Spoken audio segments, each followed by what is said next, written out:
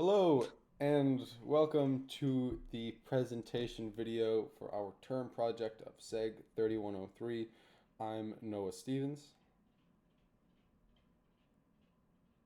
I'm in LeBeau. And I'm William.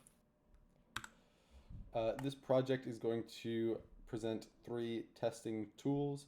Firstly, we're going to talk about Locust. Secondly, we're going to talk about Penguin. And lastly, we're going to talk about the Behave framework. Now I will pass it off to Aiden to tell you about Locust. Thank you, Noah. Locust is an open source load testing tool designed for the HTTPS protocol, which is used to simulate potentially millions of simultaneous users for websites/services. So some features of Locust is that tests can be run from the command line or using its web-based UI. Tests are written in Python and can use any previously existing Python libraries. And the web-based UI will show real-time progress of your tests, and the load or the amount of simulated users can be changed while the tests are running. Now, running Locust is pretty simple. To start off, you just want to run pip install locust. You'll create a folder called locustfile.py, which is this Python image on the left here, and then you'll make your user class. So as you can see here, we have two functions, and since they have at task above them, that means that the simulated user will do that function. Now, moving on to the bottom image here, we can see that locust is typed into the command line, and that will automatically open up the web interface, which is the image on the right here. So you'll have to put in how many number of simulated users you'd like, how fast you'd like them to be initialized per second, and then just wherever your website or service is hosted. And then you'll just hit start, and we can see our web-based UI right here at the top image. So it'll open a bunch of things. The first one being what commands are being run. Just the name is slash because it's accessing the home page of the service. If you are curious about any statistics over time, you can go to the charts and you can see total requests per second, response time, and there'd also be another graph showing how many users over time. But since there's only three, it's just a flat line graph. If you're curious about the ratio between classes, you can hit the current ratio, and that's the image in the bottom right corner here. You can see that it's a 50-50 split between the two functions. And if you're ever curious about downloading the data, you'll just hit download data. You can have these four options right there for you.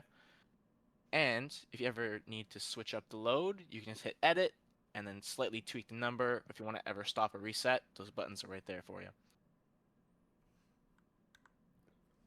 Now, the weaknesses of Locust is that it's made exclusively for HTTPS, which means for other protocols such as FTP and SSH, you'd have to play around with the protocol library, which is not super user friendly. But another weakness is that it is in Python, which is known to be a little slower than other programming languages. So as you add more users, it'll significantly slow down. Next, I'm going to talk to you guys about Penguin, which stands for Python General Unit Test Generator. It's an automated unit test generation tool, and it uses advanced techniques to produce high coverage test suites, helping developers catch bugs earlier and reduce manual testing efforts. A couple features are the automated test unit generation using innovative algorithms. It has high code coverage focus. It's type aware. Test cases have very readable output. There's a extremely fast feedback loop, and it has static and dynamic analysis for a hybrid approach. Uh, for installation, as with many testing tools, just pip install or use Poetry or whatever installation tool you'd like. And then for running it, whenever you have all the files set up, which I'll show in a second, you just run this command and modify the module name for your module name and all of the paths to be appropriate. So this is a little demo. So on the right, we have a rudimentary calc or calculator with four functions: add, divide, subtract, multiply. And then whenever we run the aforementioned command here on the calculator file, it will automatically generate these test cases on the left. So you can see it's testing a variety of things, making sure if you can put in different booleans, if you can divide by zero. Just it analyzes your code and prints using its innovative algorithm a couple of test cases it thinks would be useful for you. And then running them, you can see one passed, 3x failed, and that's because these were marked as failed because of the initial code base is very, very simple and it has some improvements to do, which Penguin can identify for you. There are a couple of weaknesses with this approach, however. It can be very slow on large code bases because it uses search-based testing. It goes one by one, function by function, method by method, which can really slow things down. It has extremely limited support for external dependencies or complex I/O operations. Penguin is still in the course of being made and being finalized, so not everything is natively supported. It focuses on structural coverage, not intent correctness. So it kind of is just looking for a means to an end because it is an algorithm at the end of the day. So that ties in tandem with the next point. It's needed review and possible cleanup. So if you look at these past test cases, it's not like they are going to cover exactly all of your needs in a perfect way. You might have to go on it and see what they're actually doing and double check, triple check, and review them. And finally, another weakness is that the last stable release is for Python 3.10. So if you did want this to work with non-legacy code, which is one of the main pros for it, it works great with legacy code. You can automatically scan things. But if you want to work with a newer Python version, you will be out of luck, unfortunately. Third and lastly, we have the Behave framework. So Behave framework is a Python plain language testing tool. Go to the next slide. It's really easy to install. As per the last two tools, you just pip install Behave. It will add everything to the necessary class paths and all that for you, and I will show you how to set it up later. So as I said, the file is written in a plain language. So we can say, like in the right image there, given I have a calculator scenario adding two numbers, when I add 5 and 3, then the result should be 8. That's just a normal test case, right? So we have different command words essentially for these plain language files. The scenario specifies the specific scenario. The givens, that's the state of the process before running. When and then are just essentially if and then statements in Python. We can also add more ands or buts, which would just be more after the if, essentially. Next slide. So on the left here, that's going to be our target code base. It's calc, which is slang for calculator. Has all the basic calculator features.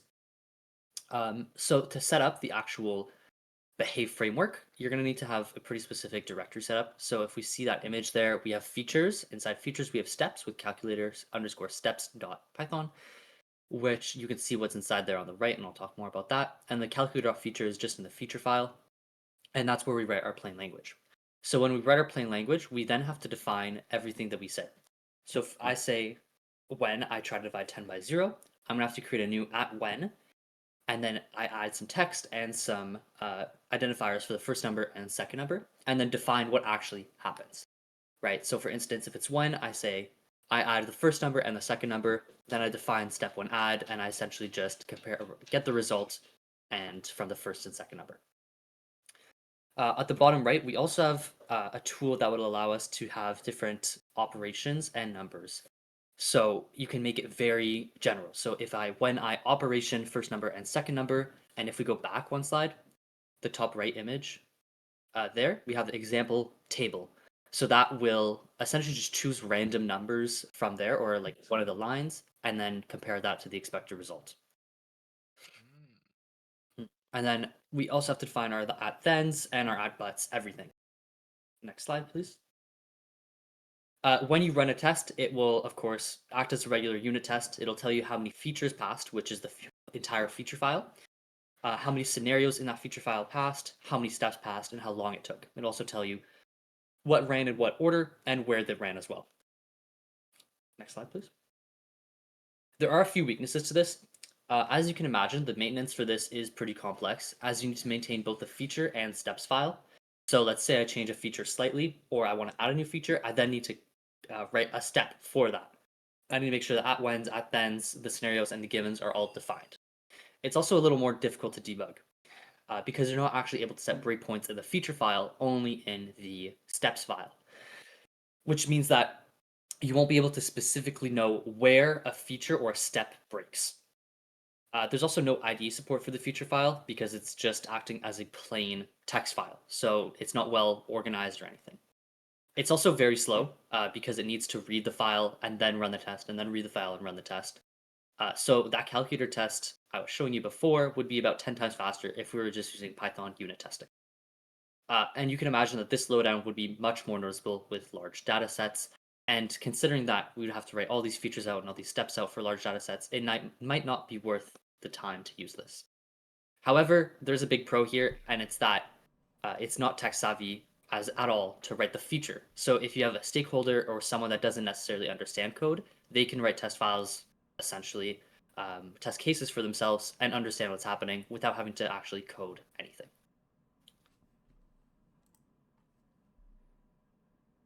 Thanks for listening to us. We really appreciate your work this semester. I've been Will.